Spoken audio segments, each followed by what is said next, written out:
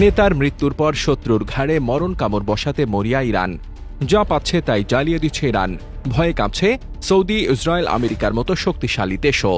IRGC একের পর এক ড্রোন আর ক্ষেপণাস্ত্র ছুড়ে জানিয়ে দিয়েছে, এই যুদ্ধ এখন শুধু ইরান ইসরায়েল বা ইরান যুক্তরাষ্ট্রে আটকে থাকবে না।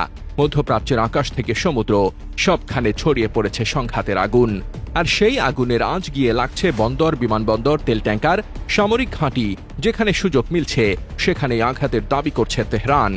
ইরানের পক্ষের দাবি, তাদের অভিযানে নতুন ধাপে মধ্যপ্রাচ্যে থাকা একাধিক মার্কিন সামরিক স্থাপনা এবং ইসরায়েলি স্বার্থ সংশ্লিষ্ট লক্ষ্যবস্তুতে হামলা চালানো হয়েছে।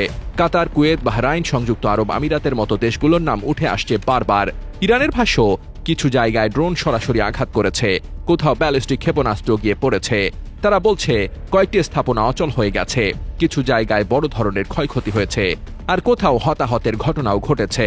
এই হামলা শুধু স্থলভাগে সীমাবদ্ধ নেই, তেলবাহী ট্যাঙ্কার ও সামুদ্রিক রুট নিয়েও উত্তেজনা বাড়ছে। ইরানের নিয়ন্ত্রণ ঘেঁষা এলাকাগুলোতে জাহাজ চলাচল ঝুঁকিপূর্ণ হয়ে উঠেছে।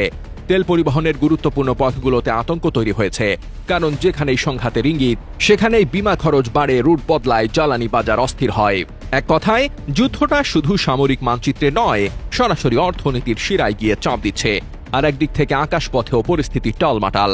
একাধিক দেশের আকাশসীমা এড়িয়ে চলায় ফ্লাইট বাতিল হচ্ছে, অনেক রুট ঘুরিয়ে দেওয়া হচ্ছে। দুবাই, দোহা, আবুধাবির মতো ব্যস্ত হাবগুলোর আশপাশে নিরাপত্তা নিয়ে উদ্বেগ বাড়ছে।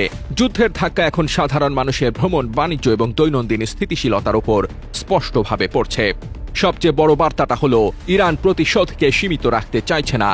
তাদের বক্তব্যের সুর এমন, যারা এই হামলায় জড়িত, যারা সহায়তা করেছে, যারা জায়গা দিয়েছে, তাদেরও হিসাব দিতে হবে।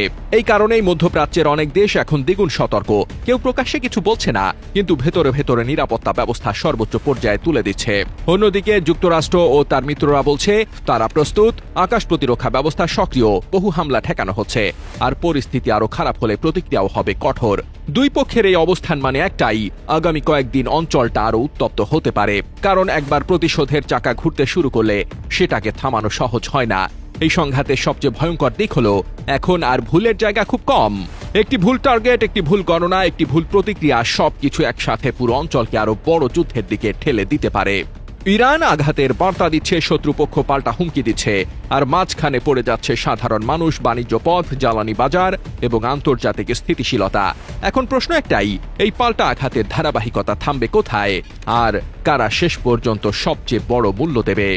টেস্ট রিপোর্ট, বার্তা বাজার।